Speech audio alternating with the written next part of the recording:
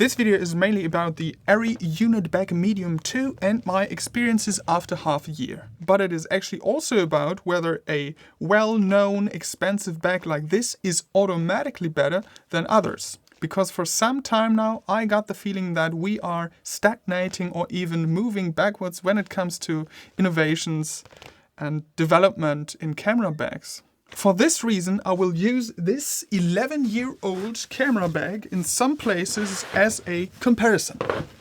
For the KATA CB200, I paid 180 euros 11 years ago, and for the ARRI Bag Medium 2, I paid 280 euros 6 months ago. If you now expect a video that's all about the great things about this bag and all the advantages, it's not. In general, I'm really happy with the overall build quality and the quality of the materials, but nevertheless, you need to know that already some threads have become loose and one of the zipper pendants has come loose and is gone. When it comes to stability, it really feels like you can drop it, you can hit it, and it feels actually better than most, if not all, camera bags I had so far in my hands. So let's get to the interesting part. The medium bag and the large bag both come with this extra strap, and you can hook it up, and it's designed so that you can carry the whole bag on your back. That is genius, and I'll show you a quick simulation of what that actually looks like.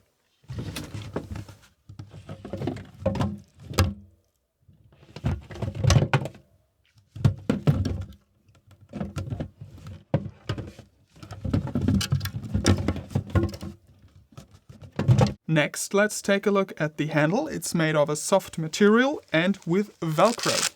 This has various disadvantages. So when you lift up the bag, the main weight lies on your two middle fingers. The other fingers are pulled down. This is not really comfortable in the long run. And it's the same if you carry it like this. The handle of the old bag is made of a hard plastic material and it distributes the whole weight over all fingers. Genius! To open and close the handle on the ARRI bag, you need two hands to open the Velcro. It also makes noise. And Velcro loses their strength over time. I've only used this for about 6 months and I don't know if you can hear it, but it already lost some of its strength. The old bag uses a mechanical system which you can open and close easily with one hand. It makes hardly any noise and it opens and closes just like it did on the first day. But this whole Velcro thing, system or problem as I would call it, is not a ARRI specific problem, just so you know. Most manufacturers of bags, be it lighting bags, tripod bags, camera bags, use this system. And it really kind of is a mystery to me. Why? Why are there no new innovations or even just use this? Maybe? The lid of the bag, apart from the handle, is actually my biggest criticism. Almost every time you close the lid, the zipper on the back side is folded inwards, so you have to open it up again, get in there with your finger, slide back, keep it outside, so afterwards you can close the zipper correctly. The same thing on the other side. And there's one more thing. There are these strings and they can get stuck in this position. You can't close the zipper, you have to open it again, put them inside, and you're almost good to go. The same thing on the other side. These straps, these bands are suboptimal anyway. When it was new, it was perfect. It held the lid open like this. Over time, they stretched a little bit, and it's more like this. Well, you can tighten them.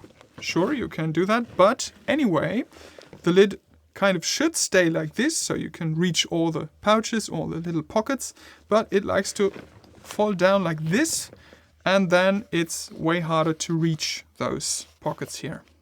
This is not the end of the world, but I somehow expected a little more sophisticated system for this problem over here.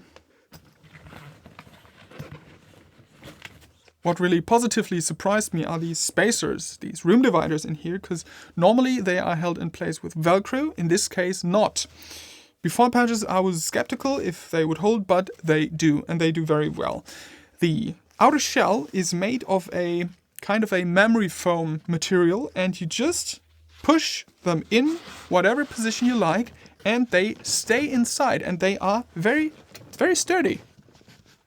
Nice! Whether this still be the case in 10 years, we'll see. But so far I've actually used it more often to design my interior differently than with the normal Velcro systems in other bags.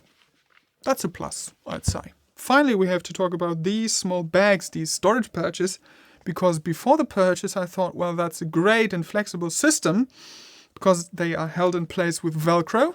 You can detach them quite noisily and you can literally put them anywhere you want.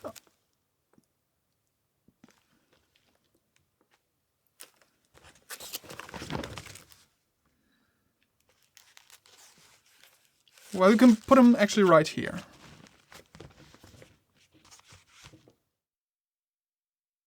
In reality, I moved the bags once from the inside of the lid to the inside of the bag, so I had 2 to 3 centimeters more headroom. But otherwise, I never really used this feature anywhere. That's also due to the fact that the available space in these pouches is quite limited. You can, for example, put in SD cards, some more compact HDMI cables or SDI cables, or smaller batteries, like this one over here. But when it comes to a little bigger things, like maybe a handle, okay, this would fit in the big pouch, and maybe a microphone, then there's no space to put this in here. Luckily, if you have batteries the size of this NPF 970 battery, these fit just right inside these small pockets here. Of all the things that I can actually put inside those pouches, I can't think of anything that I would want to be able to detach here and attach anywhere on my set.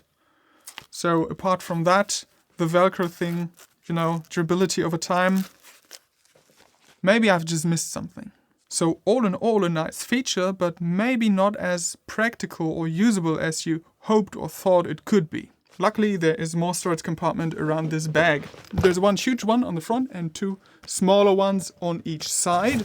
And you can put bigger stuff like V-mount batteries in there. In the front, you can put maybe 4 or 5. In the side, you can put 1 or 2.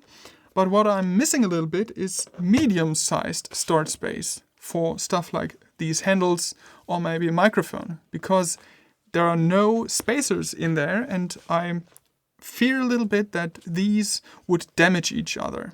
If we take a look at the old bag, it also has that left and right storage compartment, and it is roughly the same size as the other one, but it is flush with the rest of the bag, so it doesn't stand out as much. The front compartment is super small, it is very thin, so you can maybe put in a piece of paper. But on the inside there are 4 medium-sized storage compartments, perfect for handles and microphones, and they are divided with small spacers. And just so you know, the size of one compartment here is roughly the size of one V-mount battery. By the way, there's actually one more pouch on the ARRI bag, and it is this top thin one. It is attached with Velcro, and it is originally designed to take laptops, I think, but I really like it for color charts and also for the script. That's a very perfect spot for this. I'm actually a bit sorry to talk comparatively bad about this bag. It's fine, but keeping in mind the name and the price and also the expectations that I had, and maybe you have as well, I'm a little bit disappointed. I can imagine there are people who like to carry that bag on their back. It's quite comfortable, feels quite well, but you'd have to pack the inside quite nicely to make it not rumble around and destroy everything in there. And when it comes to those, what could you possibly put in there that you want even more at hand?